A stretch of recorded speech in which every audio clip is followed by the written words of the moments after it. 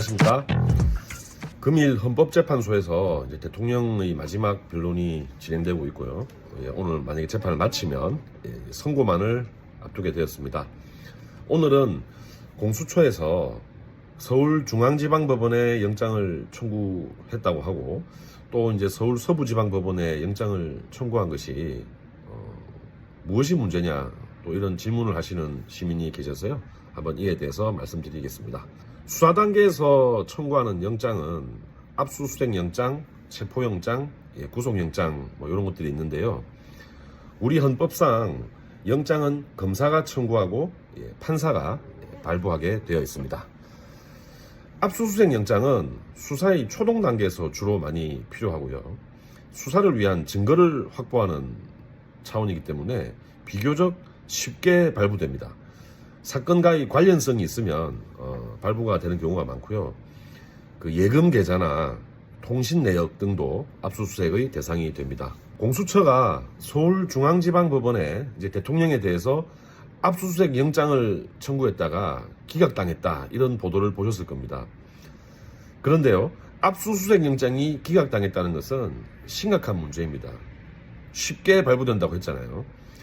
그래서 아마 서울중앙지방법원에서 이를 기각한 이유 중에 이제 공수처의 수사권 자체가 없다, 이런 내용이 있지 않을까 강하게 추측됩니다. 그리고 압수수색 영장이 기각을 당했는데 그것보다 더 무거운 체포영장을 발부해 줄 리가 없겠죠. 게다가 김용현 국방장관에 대한 체포영장도 서울중앙지방법원에 청구되었다가 기각되었다, 이런 보도를 보셨을 겁니다. 그러면 당연히 대통령에 대한 체포영장을 발부할 리가 없겠죠. 서울중앙지방법원에서는요. 그래서 공수처는 서울 서부지방법원을 선택한 것으로 보입니다. 오동훈 공수처장은 서울중앙지방법원에 체포영장을 청구한 적이 없다, 이렇게 변명하고 있는데요. 이 말은 사실입니다만은 압수수색 영장을 발부 안 해주는데 과연 체포영장을 발부해 주었겠습니까? 이미 압수수색 영장으로 간을 본 거죠. 그리고 공수처의 관할 법원은 원칙적으로 서울중앙지방법원입니다.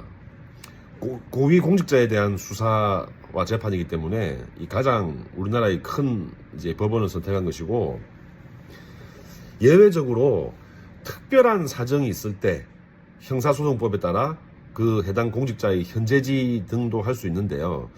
이 특별한 사정이라 하면 그런 경우일 겁니다. 수사의 대상이 된 공직자가 멀리 지방에 살고 있어요. 예를 들어서 부산에 살고 있다. 그러면 서울 중앙으로 하면 너무 가혹하잖아요. 그래서 그때는 부산지방법원에 영장 청구 등을 할 수 있다, 이런 의미로 저는 해석이 됩니다.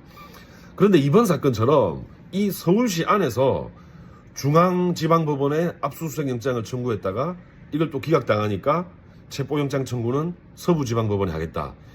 이래서 지금 이 법원 쇼핑이라고 지금 비난을 받고 있는 것이죠. 우리 검찰권의 행사 그리고 사법권의 행사는 예측 가능해야 하고 또 정직해야 되고요. 그 원칙을 지켜야 됩니다. 제가 참 공수처에 대해서 할 말이 많은데요. 공수처에 대해서는 한번 다음 영상에서 말씀드리겠습니다. 과거에는 검찰이 영장을 청구했다가 기각당하면 이렇게 보완 수사를 통해서 재청구를 하고 반드시 그 사유를 기재해야 됩니다. 이번 사건처럼 이렇게 법원을 바꿔가면서 영장을 청구하는 것은 전 처음 봤고요. 이렇게 하면 안 됩니다. 이 판사가 어떤 결정을 함에 있어서도 그 앞의 판사가 왜 영장을 기각했는지 그걸 알아야 되죠. 그렇지 않으면 이 또 법원 간에 모순된 결정이 나올 수 있기 때문에요. 사회적으로 혼란이 야기될 수 있습니다. 그래서 정리하면 이번 공수처의 이 서울 서부지방법원의 체포영장 청구는 꼼수 그 자체다.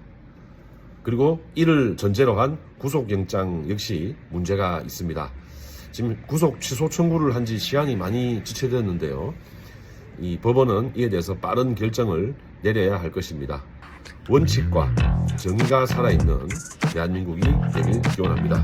이상 김민호 의원이었습니다.